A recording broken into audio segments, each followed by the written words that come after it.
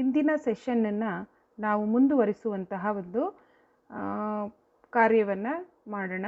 Effects of housing problem ಅಥವಾ ದೋಷಪೂರಿತವಾದಂತಹ ವಸತಿಯ ಪರಿಣಾಮಗಳನ್ನು ನಾವಿಲ್ಲಿ ನೋಡಬಹುದಾದರೆ, the assigned money for basic amenities to the government and organization is usually utilized by cheap raw materials, and the rest of the money goes into the pockets of already wealthy class. The most concerned citizens who have fallen prey to housing issues in India are the people lying below the poverty line and lower middle classes. Following are the social effects of bad housing conditions: lowering the efficiency of the residents. Housing is important for many aspects of healthy living and well-being.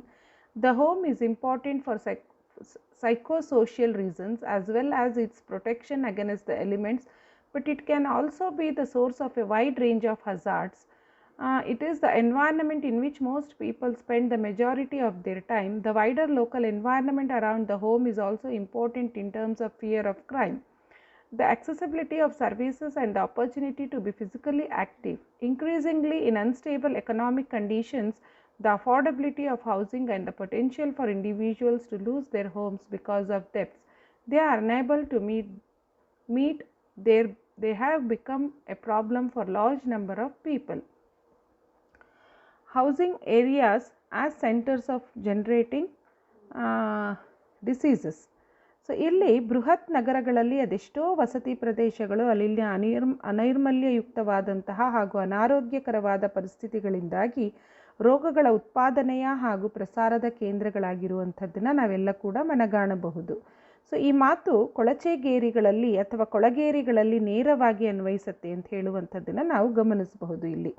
So ಇಲ್ಲಿನ ಒಂದು ಪರಿಸರದಿಂದಾಗಿ cholera, malaria, typhoid, ಸಿಡುಬು, ವಾಂತಿ, ಬೇದಿ, ನಾಯಿಕೆಮ್ಮು ಮುಂತಾದಂತಹ ಸಾಂಕ್ರಾಮಿಕ ರೋಗಗಳು ಇಂತಹ ಪ್ರದೇಶದಲ್ಲಿ ವಾಸ ಮಾಡುವಂಥದ್ದು ಮತ್ತು ಜನರ ಮೇಲೆ ಅದು ಪ್ರಭಾವ ಬೀರುವಂಥದ್ದನ್ನು ಕೂಡ ನಾವಿಲ್ಲಿ ಕಾಣಬಹುದಾಗಿದೆ.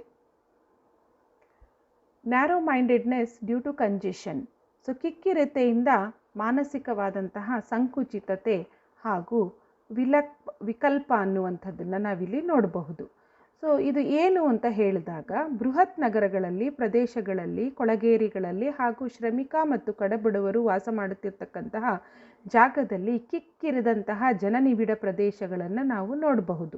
ಸೊ ಇಲ್ಲಿ ಅವರ ಮಾನಸಿಕತೆ ಮೇಲೆ ಪರಿಣಾಮ ಬೀರುವುದಲ್ಲದೇ ಅವರ ಒಂದು ಸಂಬಂಧಗಳ ಮೇಲೆ ಕೂಡ ಪರಿಣಾಮ ಬೀರುವಂಥದ್ದನ್ನು ನಾವು ಕಾಣಬಹುದಾಗಿದೆ. ಸಂಕುಚಿತ ದೃಷ್ಟಿಕೋನದ ಬಲಿಪಶುಗಳಾಗಿರುವಂತಹ ಈ ಒಂದು ಜನ ವಿಶಾಲವಾದಂತಹ ಚಿಂತನೆಯನ್ನು ಬಳಸಿಕೊಳ್ಳಲು ಅಸಮರ್ಥವಾಗಿರುವಂಥದ್ದನ್ನು ಕೂಡ ನಾವಿಲ್ಲಿ ಕಾಣಬಹುದು. ಇದಕ್ಕೆ ಕಾರಣ ಬಹುತೇಕ ಜನ ಒಂದೇ ಕೊಠಡಿಯಲ್ಲಿ ಇಡೀ ಸಂಸಾರ ವಾಸ ಮಾಡುವಂಥದ್ದು ಅನಿವಾರ್ಯ ಕೂಡ ಈ ಜನರಿಗೆ ಆಗಿರುತ್ತೆ. ಸೊ ಹಾಗಾಗಿ ಅಲ್ಲಿ ಇರ್ತಕ್ಕಂತಹ ವ್ಯಕ್ತಿಗಳಲ್ಲಿ ಯಾವುದೇ ರೀತಿಯಾದಂತಹ ಸಾಮಾಜೀಕರಣವು ಸಮರ್ಪಕವಾಗಿ ಇರುವುದಿಲ್ಲ ಅನ್ನುವಂಥದ್ದನ್ನು ನಾವು ಕಾಣಬಹುದಾಗಿದೆ.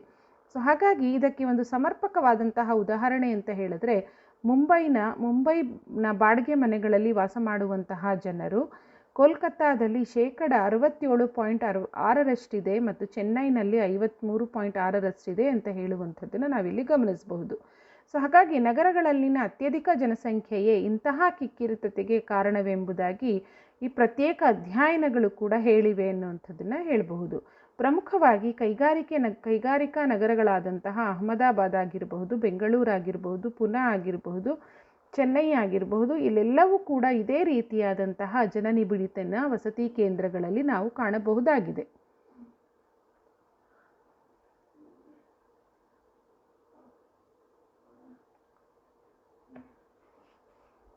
ಕೆಲವು ಸಾಮಾಜಿಕ ಪಿಡುಗುಗಳನ್ನು ನಾವಿಲ್ಲಿ ನೋಡೋಣ. Problems of disproportionate or imbalance of sex. The migration of more men than women to urban areas from rural areas has further contributed to comparatively lower overall sex ratio. As well, gender imbalance is not a good sign and can lead to poor treatment of women. ಲಿಂಗ ಅಸಮಾನತೆ ಅಂತಕ್ಕಂಥದ್ದು ನಗರಗಳಲ್ಲಿ ಉದ್ಯೋಗಗಳನ್ನು ಅರಸಿಕೊಂಡು ಬರುವಂತಹ ಬಹಳಷ್ಟು ಜನ ಇಲ್ಲಿ ಭೀಕರ ವಸತಿ ಸಮಸ್ಯೆಯ ಕಾರಣದಿಂದಾಗಿ ತಮ್ಮ ಕುಟುಂಬವನ್ನು ನಗರಗಳಿಗೆ ಕರೆದೊಯ್ಯದೇ ಇರುವಂತಹದ್ದು ಕೂಡ ಇದಕ್ಕೆ ಬಹಳ ದೊಡ್ಡ ಸಮಸ್ಯೆ ಆಗಿರುತ್ತೆ. ಸೊ ಹಾಗಾಗಿ ನಗರಗಳಲ್ಲಿ ಈ ಲಿಂಗ ಅಸಮಾನತೆ ಸಮಸ್ಯೆ ಕೂಡ ಇದೆ ಅನ್ನುವಂಥದ್ದನ್ನು ನಾವು ಕಾಣಬಹುದು. ಸೊ ಪ್ರತಿ 1000 ಪುರುಷರಿಗೆ 800 ಮಹಿಳೆಯರು ಅಥವಾ ಸ್ತ್ರೀಯರು ಮಾತ್ರ ಇರುವಂಥದ್ದನ್ನು ನಾವಿಲ್ಲಿ ನೋಡಬಹುದು. ಸೊ ಇವರ ಒಂದು ದಾಂಪತ್ಯ ಜೀವನದ ಮೇಲೆ ಪ್ರತಿಕೂಲವಾದಂತಹ ಪರಿಣಾಮ ಕೂಡ ಇದು ಬೀರತ್ತೆ ಎನ್ನುವಂಥದ್ದನ್ನು ನಾವು ನೋಡಬಹುದು. ಹಾಗೆ ಹೆಂಡತಿಯರಿಂದ ದೂರವಿರಬೇಕಾದಂತಹ ಪರಿಸ್ಥಿತಿ, ಎಷ್ಟೋ ಮಂದಿ ಉದ್ಯೋಗಿಗಳನ್ನು ವೇಶ್ಯರ ಸಂಪರ್ಕಕ್ಕೆ ನೂಕುವ ಸಾಧ್ಯತೆ ಕೂಡ ಇದೆ ಅನ್ನುವಂಥದ್ದನ್ನು ನಾವಿಲ್ಲಿ ವಸತಿ ಸಮಸ್ಯೆಯಲ್ಲಿ ನಾವು ನೋಡಬಹುದಾಗಿರುತ್ತೆ. Leads to an increase in the brothel homes and venereal diseases. So ಇದರಿಂದಾಗಿ ಏನಾಗುತ್ತೆ ಅಂತ ಹೇಳಿದ್ರೆ ವೇಶ್ಯಾವಾಟಿಕೆಗಳು ಮತ್ತು ಲೈಂಗಿಕ ರೋಗಗಳ ಹೆಚ್ಚಳಕ್ಕೆ ಅವಕಾಶಗಳಾಗತ್ತೆ ಎನ್ನುವಂಥದ್ದನ್ನು ನಾವಿಲ್ಲಿ ಕಾಣಬಹುದು. Rapid industrialisation causes acute shortage of living and housing accommodation and thus the industrial workers are compelled to leave their wives in the rural areas. As a result of this, in all industrial and commercial centers, an inequality of sex is found which leads to prostitution.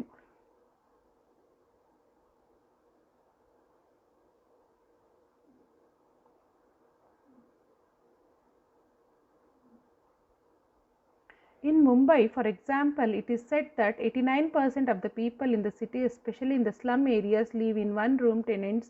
In Khanapur, Nagpur, Chennai, Ahmedabad, Jabalpur, Kolkata, etc. More than 50% of the people live in a single-room tenements, especially in the labor areas. Privacy is badly affected in these areas and a healthy sex relationship becomes casualty. So ಪುರುಷರು ದೊಡ್ಡ ಸಂಖ್ಯೆಯಲ್ಲಿ ಉದ್ಯೋಗಸ್ಥರಾಗಿರುವಂತಹ ಕೈಗಾರಿಕಾ ನಗರಗಳಲ್ಲಿ ವೇಶ್ಯಾವಾಟಿಕೆಗಳ ಸಂಖ್ಯೆಯು ಕೂಡ ದಿನ ದಿನ ಹೆಚ್ಚುತ್ತಾ ಇರುವಂಥದ್ದನ್ನು ಕೂಡ ನಾವಿಲ್ಲಿ ಕಾಣಬಹುದಾಗಿರುತ್ತೆ. So large cities are the hunting grounds of prostitutes for customers. It is here primarily due to shortage of housing, slum living, bad and inadequate lighting, lack of healthy outlets and continued deprivation of normal family living. Balanced sex life is damaged, as Dr. Mukherjee writes. In thousands of slums of Indian industrial center, manhood is brutalized, womanhood dishonored and childhood poisonized. As its very source, prostitution in such area leads to an increase in the spread of venereal diseases. Becoming victims of bad habits. So ದುಶ್ಚಟಗಳಿಗೆ ಬಲಿಯಾಗುವಂಥದ್ದನ್ನು ನಾವಿಲ್ಲಿ ಕಾಣಬಹುದಾಗಿರುತ್ತೆ. ವಸತಿ ಸಮಸ್ಯೆಯಿಂದಾಗಿ ತಮ್ಮ ಕುಟುಂಬ ವರ್ಗದವರಿಂದ ದೂರ ಉಳಿದಂತಹ ಶ್ರಮಿಕರು ಅಥವಾ ಕಾರ್ಮಿಕರು ವಾಸಿಸುವಂತಹ ಪರಿಸ್ಥಿತಿಯಲ್ಲಿ ದುಡಿಮೆಯ ಸಮಯದ ನಂತರದ ಅವಧಿಯನ್ನು ಕಳೆಯುವಂಥದ್ದು ಬಹಳ ಕಷ್ಟಕರವಾಗಿರೋದ್ರಿಂದ ಅವರು ಈ ಒಂದು ರೀತಿಯಾದಂತಹ ಶ್ರಮಿಕರು ದುಶ್ಚಟಕ್ಕೆ ಬಲಿಯಾಗುವಂಥದ್ದನ್ನು ನಾವು ಕಾಣಬಹುದು. ಉದಾಹರಣೆಗೆ ಮೇಲಿಂದ ಮೇಲೆ ಟೀ ಕಾಫಿ ಕುಡಿಯುವಂಥದ್ದು, ಮದ್ಯಪಾನವನ್ನು ವ್ಯಸನ ಮಾಡುವಂಥದ್ದು, ಇಸ್ಪೀಟ್ ಆಡುವಂಥದ್ದು, ಜೂಜಾಡುವಂಥದ್ದು, ಜುಗಾರಿ ಆಡುವಂಥದ್ದು, ಬೀಡಿ ಸಿಗರೇಟನ್ನು ಸೇದುವಂಥದ್ದು, ವಿಪರೀತವಾದಂತಹ ತಂಬಾಕನ್ನು ಸೇವಿಸುವಂಥದ್ದು, ಪದೇ ಪದೇ ಸಿನಿಮಾ ನೋಡುವಂಥದ್ದು, ವೇಶ್ಯರ ಸಂಪರ್ಕ ಮಾಡುವುದು ಇತ್ಯಾದಿಗಳು ಇಲ್ಲಿ ನಾವು ಕಾಣಬಹುದಾಗಿರುತ್ತೆ.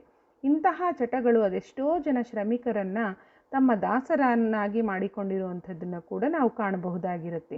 ಸೊ ಈ ಒಂದು ಅತೃಪ್ತ ಕಾರ್ಮಿಕರು ಕೇವಲ ಈ ದುಶ್ಚಟಗಳಿಗೆ ಬಲಿಯಾಗದೇನೆ ಕಳ್ಳತನ, ದರೋಡೆ ಹಾಗೂ ಕೊಲೆಗಳಂತಹ ಹೀನಾಯ ಕೃತ್ಯಗಳನ್ನು ಕೂಡ ಎಸಗುವಂಥದ್ದನ್ನು ನಾವಿಲ್ಲಿ ಕಾಣಬಹುದಾಗಿರುತ್ತೆ ಎನ್ನುವಂಥದ್ದನ್ನು ನೋಡಬಹುದು. So labour are working community becomes the victim of bad habits. For example, again and again drinking tea, coffee and alcohol, gambling, smoking, addiction towards tobacco, watching movies and living in contact with prostitutes, etc. These many addictions have made labor community victims. Few unsatisfied laborers indulge themselves in stealing and robbery. As well as economic results is concerned, so ಇದು ಒಂದು ಆರ್ಥಿಕ ಸಮಸ್ಯೆ, ವಸತಿಯ ಸಮಸ್ಯೆಯ ಆರ್ಥಿಕ ಉತ್ಪಾದನೆಯ ಮೇಲೆ ಬಹಳಷ್ಟು ಪರಿಣಾಮವನ್ನು ಬೀರಿದೆ ಎನ್ನುವಂಥದ್ದನ್ನು ನಾವು ನೋಡಬಹುದು. ಉದಾಹರಣೆಗೆ ವಸತಿಯ ಕೊರತೆಯಿಂದಾಗಿ ದೂರದ ಊರಿನಿಂದ ಕೆಲಸಕ್ಕೆ ನಗರಗಳತ್ತ ಬರುವ ಶ್ರಮಿಕರು ಉದ್ಯೋಗದಲ್ಲಿ ಹೆಚ್ಚು ಕಾಲ ನಿಲ್ಲದೆ ಹೋಗಬಹುದು. ರಜೆ ಹಾಕಿ ಪದೇ ಪದೇ ಊರಿಗೆ ಹೋಗುವ ಹವ್ಯಾಸ ರೂಢಿಸಿಕೊಳ್ಳಬಹುದು. ಉದ್ಯೋಗ ನೀಡಿರುವ ಸಂಸ್ಥೆಗೆ ಬದ್ಧತೆಯಿಂದಿರದೆ ಹೋಗಬಹುದು ಇತ್ಯಾದಿ. ಇಂತಹ ಕಾರಣಗಳೇ ಇದ್ದರೂ ಅವುಗಳ ಪರಿಣಾಮವಾಗಿ ಆರ್ಥಿಕ ಉತ್ಪಾದನೆ ಕುಸಿಯುವಂಥದ್ದನ್ನು ನಾವು ಕಾಣಬಹುದಾಗಿರುತ್ತೆ. ಸೊ ಬೇರೆ ಬೇರೆ ಊರುಗಳಿಂದ ವಲಸೆ ಬರುವಂತಹ ಜನ ಪದೇ ಪದೇ ಊರುಗಳಿಗೆ ಹೋಗುವುದರಿಂದ ಆರ್ಥಿಕತೆಯ ಮೇಲೆ ಕೂಡ ಹೆಚ್ಚು ಪರಿಣಾಮ ಬೀರುವಂಥದ್ದನ್ನು ನಾವು ನೋಡಬಹುದು. So the housing problem is affecting economic output such as a lack of housing. Example, due to lack of housing, migrant workers from far-flung cities can stay away from work for a long period of time without commitment to the agency that gave the job, etc. From this attitude of laborers affect the economic productivity. So ಈ ಎಲ್ಲ ಅಂಶಗಳು ಸಾಮಾಜಿಕವಾಗಿರ್ತಕ್ಕಂತಹ ಅಂಶಗಳು, ಆರ್ಥಿಕವಾಗಿರ್ತಕ್ಕಂತಹ ಅಂಶಗಳು, ಮಾನಸಿಕವಾಗಿರ್ತಕ್ಕಂತಹ ಅಂಶಗಳು, ಇವೆಲ್ಲವೂ ಕೂಡ ಸಮಾಜದ ಮೇಲೆ, ವಸತಿ ರಹಿತರ ಮೇಲೆ ಪರಿಣಾಮ ಬೀರುವಂಥದ್ದನ್ನು ನಾವಿಲ್ಲಿ ಕಾಣಬಹುದಾಗಿರುತ್ತೆ.